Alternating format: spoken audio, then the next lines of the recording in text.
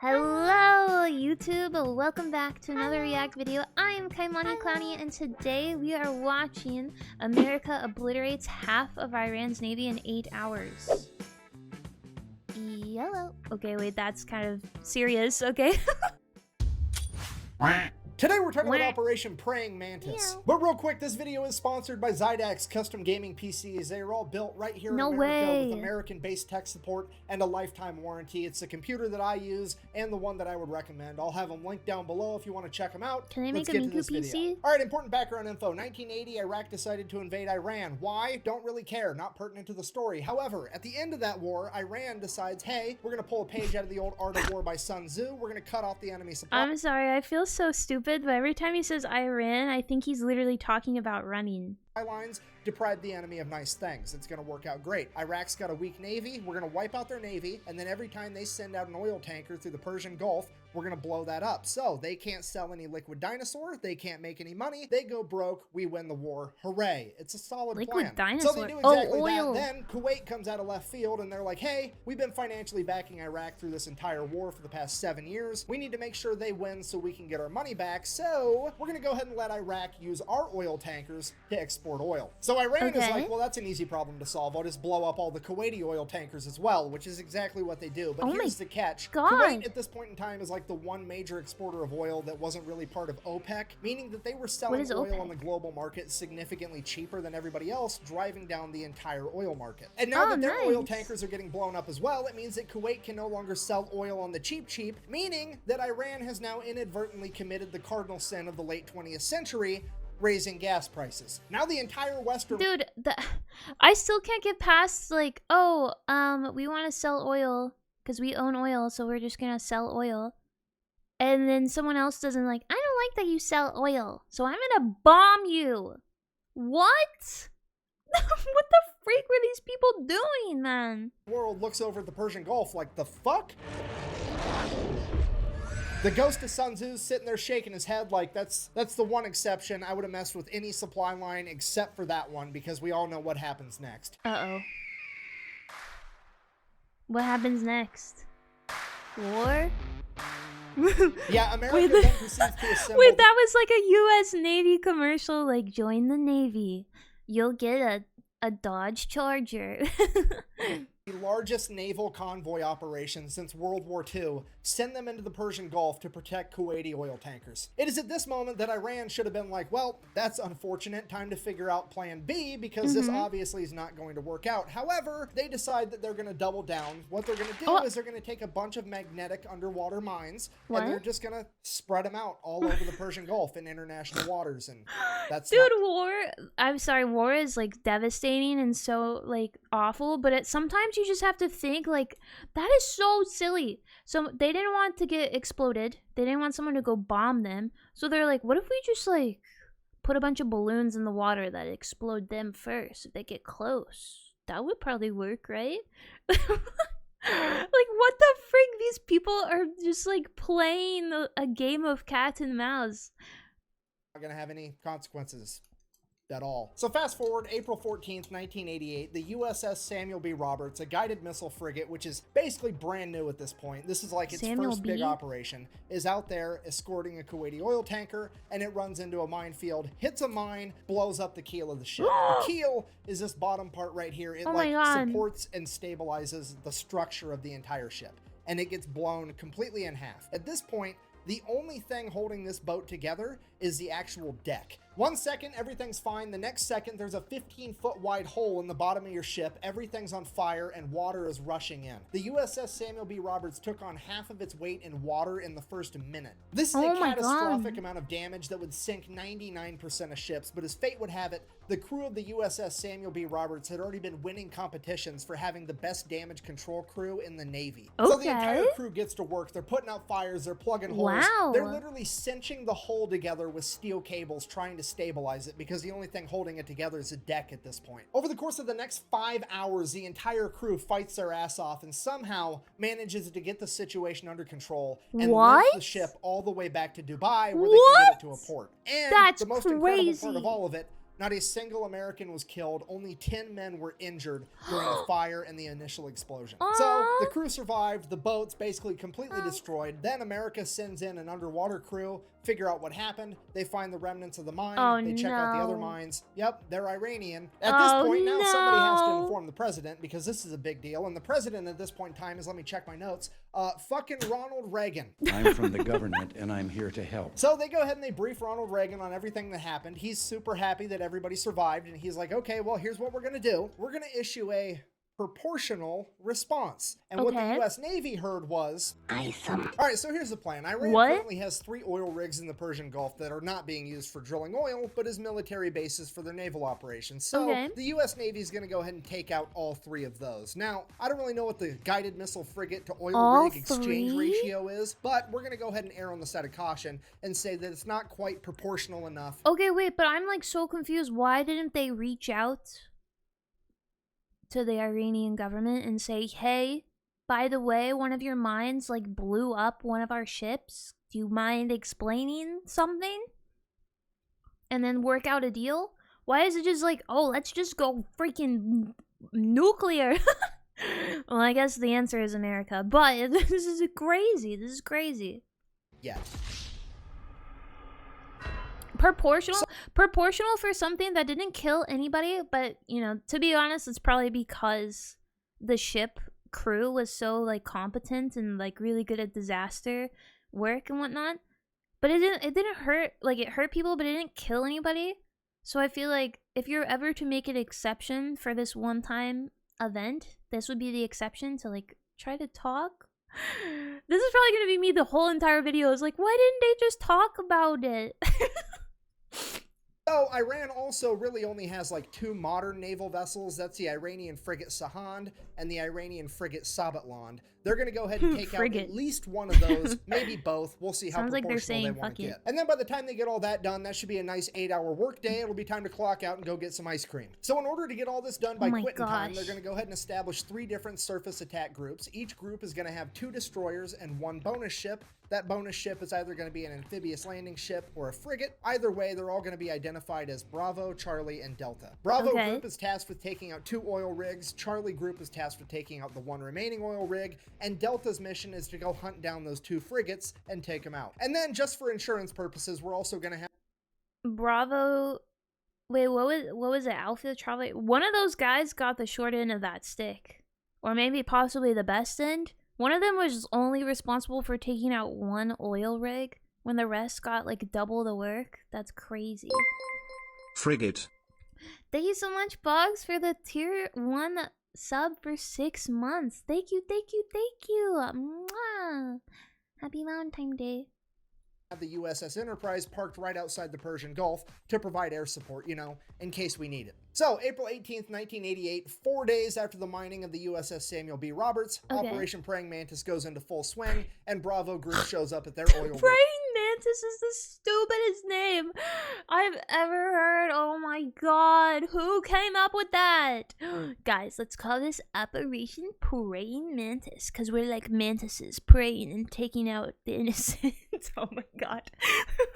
First, at which point they radio over to the oil rig and inform them that they will be blowing it up in 5 minutes and that they should all leave. So, a bunch of people start leaving. They hop in tugboats and take off. Bravo Group, seeing that they're making an honest effort to actually evacuate, agrees to give them 15 more minutes. So, fast forward 20 minutes later, they send out another radio message, hey, time's up. They then fire the 5-inch guns right over the top of the oil rig with the rounds set to airburst, hopefully scaring off any stragglers. And it is at this point that some Iranian military member decides that he is going to audition to be the main character of this story because he hops on a 23mm anti-aircraft gun and opens fire on Bravo Group. And without skipping a beat, one of the 5-inch guns on one of the destroyers just goes, poof, and just fucking direct hit smokes this dude. Barely touches the rest of the oil rig. This guy... definitely not the main character, but the silver lining, he at least made it into the credits as Baloney Miss Cloud #1. Now, obviously, I'm paraphrasing here, but at this point, Bravo Group radios over to the oil rig. Okay, but the thing is, I know he was being stupid in that scenario, but the thing is, I don't feel like that was so uncalled for. Like, someone is telling you, we're gonna blow up your oil rig, so evacuate now. And then the guy was like, oh, maybe I can, like, eliminate the threat. you know, he might be kind of dumb and not understand that he's very much outnumbered, but I still like I don't know, that to me that's kind of like maybe a little bit of a hero move.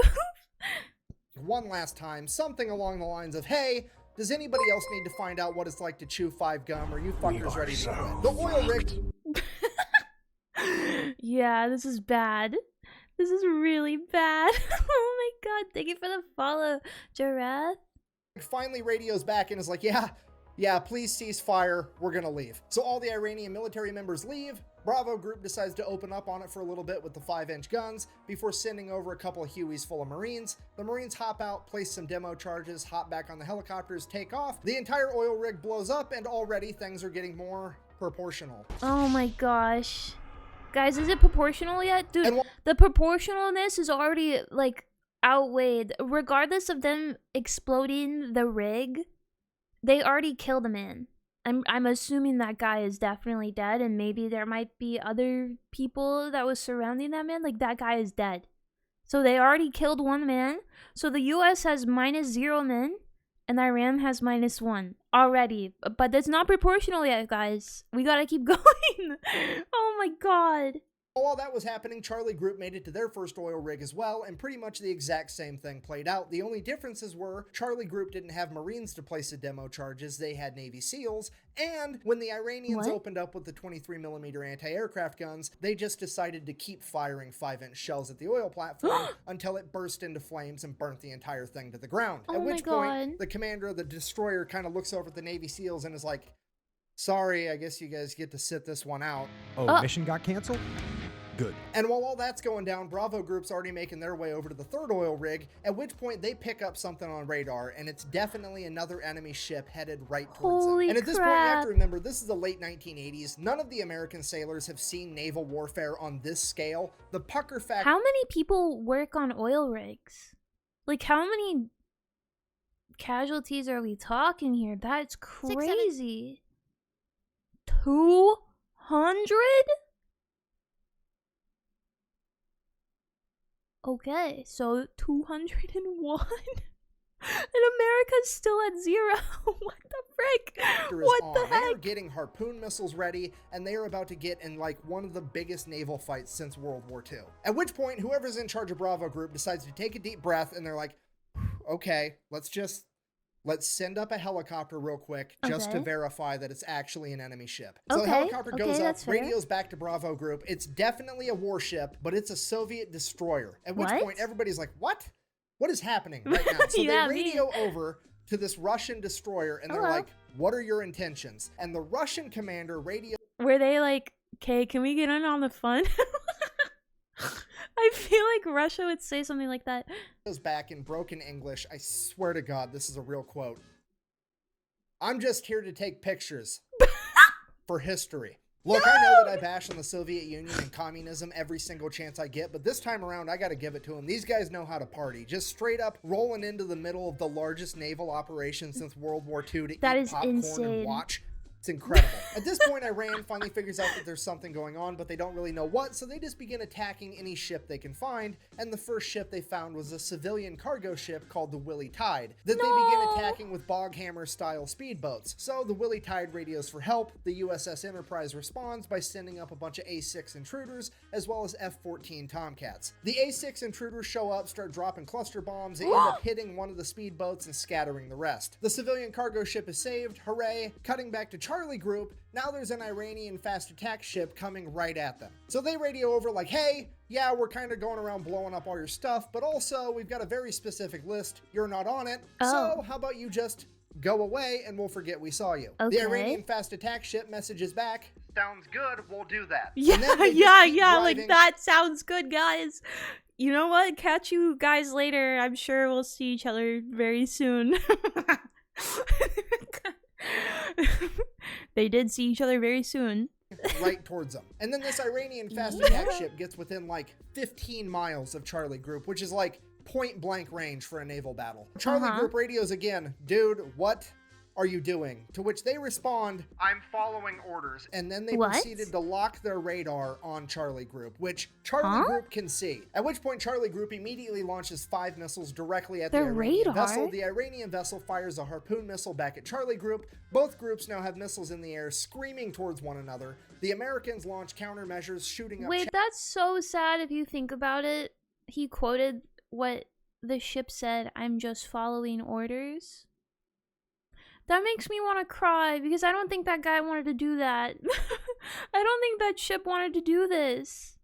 Chaff rockets that end up catching the harpoon missile, detonating it in midair. The Whoa. Iranian vessel, on the other hand, did not have any countermeasures capable of stopping the newer technology behind the American missiles, and it would end up getting sunk pretty much immediately. Then, before anybody can really even fully digest what just happened, radar picks up 3 Iranian F-4s screaming towards Charlie Group. Charlie Group then turns, fires a bunch of surface-to-air missiles at the F-4s. Oh my the F-4s God. see them coming. They're like, oh shit. They pop a U-turn and try to outrun them. F-4s, while they are extremely fast, can't outrun missiles, so one of the missiles ends up blowing a wing off one of the F-4s. Now America has taken out an entire naval vessel and an F-4 that they did not plan on taking out. Yeah, and what? it's throwing off all of our proportions. And because of that, American leadership orders Bravo Group to stand down. We're not going to go take out that 3rd oil rig. Yeah, and right as no. soon as that order gets given out, Delta Group chimes in and is like, hey, we found that frigate we were looking for. So now nobody knows what to do because on one hand, things are already getting out of control, but on the other hand, we really want to take out these frigates. So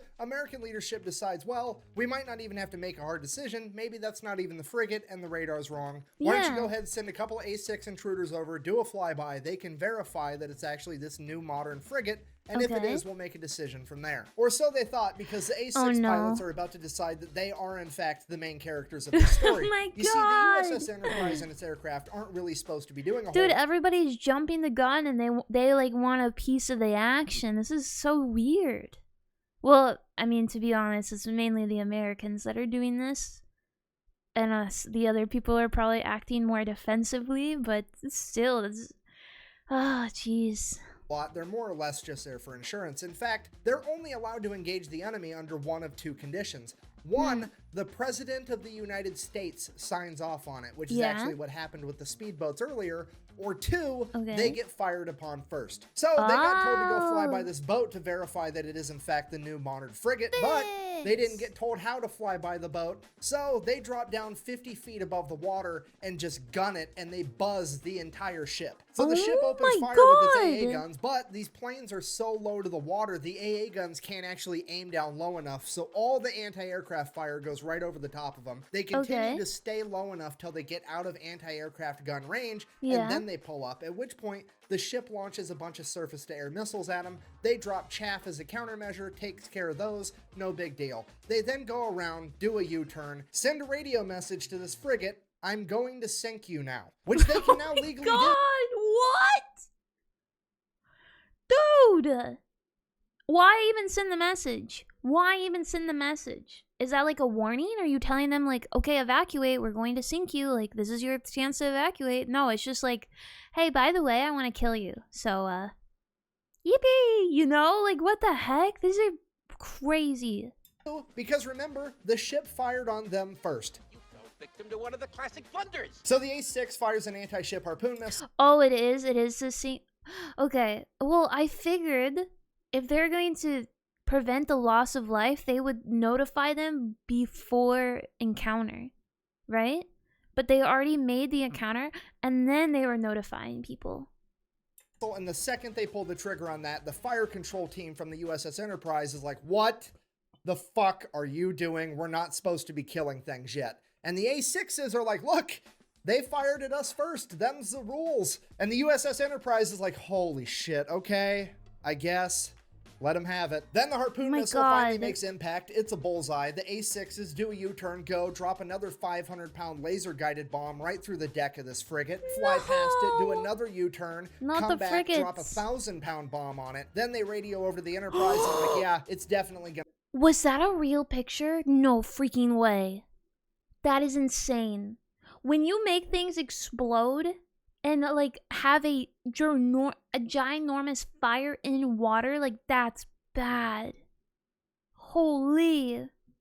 sink, we're gonna head back. So the A6s take off, headed back to the Enterprise, and like 5 minutes later, Delta Group shows up with their warships and begin firing on the already sinking frigate. They What hit the magazine, the frigate guys? explodes. Why would they do that? Literally beating a dead horse. Literally. Rapidly sinks to the But they wanted to prevent the loss of life, guys. ocean floor. At this point, naval leadership is like, okay, Jesus Wait, Christ, what? everybody rapidly sinks to the ocean floor. At this point, naval leadership is like, okay, Jesus Christ, everybody stop killing things. We need to figure out what all happened. We got to keep this proportional, remember. Oh my god. So they start radioing back and forth. Everybody's figuring out what everybody did, if anybody's hurt, what's going on, the whole story. And then as the A6s are making their way back to the USS Enterprise, guess what they happen to fly past? What? The other modern frigate. So now the entire US Navy is looking at this last frigate like SpongeBob looking at a jug of water. I don't need it. No! But also, Don't like do it. realistically speaking, the A6s are pretty much out of ammunition. The only thing they have left are 2,000-pound bombs, and those just aren't going to be enough by themselves without a harpoon missile to take down this ship anyways, so they really are just going to fly by and verify that it's the modern frigate. So the Okay. A6 intruders go Okay. ahead, they do their flyby. Whew. It is in fact the new frigate that they thought it Okay. was, Whew. and it does in fact open fire on the A6s. A6s make it out completely unscathed, at Okay. which point they pop a U-turn, and one of the A6 pilots is like, It's the bullseye womp rats in my T-16 back home. So the A6 Oh, pulls up, no. gaining altitude, and then dives down, aims its nose right at the frigate at like a 35-degree angle. They're doing a good old-fashioned dive bombing run like it's fucking World War II. The AA guns start firing, there's bullets whizzing past the plane. I am so confused. Why would you want to do that? Why would you want to do that? As a pilot, why would you even want to risk that? Why would you want to risk your life for something that's not even your job? You're not even getting paid for it. Like, I swear these pilots must have been just so bored or so, like, I don't know. Like, I don't know. But they're committed now. They're closing in, closing in. The bombardier behind the pilot lets the pilot know, hey, I'm locked on. At which point, bombs away, the pilot pulls up, and the bomb goes right down the fucking smokestack of this boat. Blows Whoa. up, completely destroying the entire... I mean, that's pretty good aim. But anyway, this is really bad. But that is kind of impressive. Wow. That must have been a really good pilot. But also, he's kind of like a jerk, actually. entire engine room. That frigate is now dead in the water with no power. The A6s go ahead and radio in that they have completely disabled this frigate, at which point the American leadership calls a complete ceasefire. They're going to go ahead and let that frigate survive. Oh, I see. They got fired on first. Okay. That changes the perspective a bit.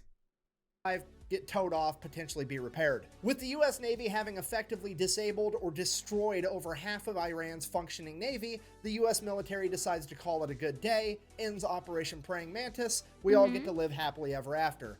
Except, later that night, Iran decided that they wanted to fight a little bit more, and they launched a bunch of Silkworm anti-ship missiles at American vessels. Luckily, no American vessels were actually hit. However, this is now a huge political problem because America has been mad at the fact that Iran even had Silkworm missiles for years at this point, and the American government They missed, but we're still mad. Like, let them have it, okay? You guys kind of took out a lot of their junk. Let them have the missed missiles. I don't like that they tried, though. has made it very clear to Iran that if they ever used them, they would be going to war with America. Period. That's set in stone. So the Yeah. Reagan administration, not wanting to kick off World War III in the 1980s, reaches out to the Iranian government and is like, here's what Finally? Like, is this the first time he reached out to them, or like what? Like, this probably is. Like, oh, okay, after we fought, you guys want to talk now? what's going to happen.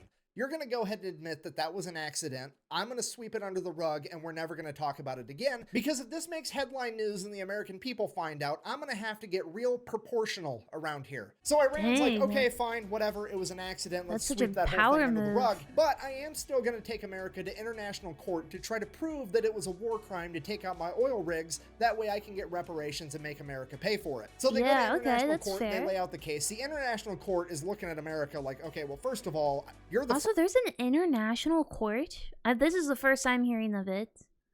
Dang. Maybe that's where I should take all the people that are mad at me about the Marvel Rivals reaction video. Fraction, people. I don't know how you think that this is proportional, but it definitely wasn't. Second of all, according to the Amity Act, you absolutely should not have attacked their oil rigs. This is probably a war crime. At which point the representative for America is like, well, actually, if you read the Amity Treaty between Iran and the United States, it only talks about ships and boats. It don't say shit about oil rigs, meaning I wasn't obligated to not attack those oil rigs. At which point the court is like, hold on. No way. Is that real? Fucking, he's right. Son He's of a bitch. right. Okay, well, I guess. They got away with it from a loophole? That is crazy. That is insane. That lawyer must have been so freaking boss up. He must have been like, yeah, I'm the coolest guy in the world. I figured out the loophole. America's innocent, because I've said it once and I'll say it again. It's never a war crime the first time. And now for the best part of the entire story. America now proceeds to go over to Dubai, pick up what's left. He has merch too? That's actually kind of a baller shirt. He has merch. USS Samuel B. Roberts, tow it all the way back to Maine, then take the ship out of the water, get it in dry dock, cut out the entire damaged section of the ship, including the engine compartment, build another module to fit in its place. This thing weighs like 300 tons. They jack it up, weld it right No way, it weighs more than your mom? where it's at, get everything rehooked up, reconnected. This boat is back out on the ocean 1 year later on April 1st, 1989. It then goes on to get recommissioned and serves in the Navy until 2015. I mean, playing Battleship against America's gotta suck, right? Like, haha, I've sunk your frigate. I wonder what the average lifespan for those naval boats are. Because that sounds like a really long time, from the 80s to 2015. It's like 40 years at least. 67. Stop saying 67.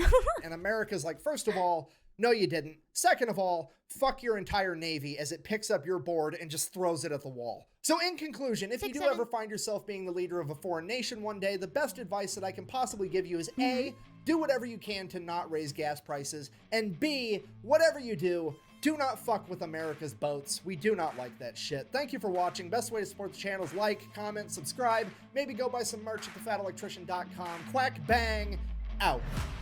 Quack. That's sick. That was so informational. This guy is awesome. I love the way that he speaks. I love the way he story tells. This is such a good video. Quack bang out. He's got such a cute little icon too. Anyway, thank you so much for watching this epic react video. Let me know down below what videos you'd want me to react to next, and like and subscribe and turn on the notifications if you want to. I upload basically every day, every other day, so I'm sure I'll see you in the next one. Goodbye. Bye bye. Bye bye.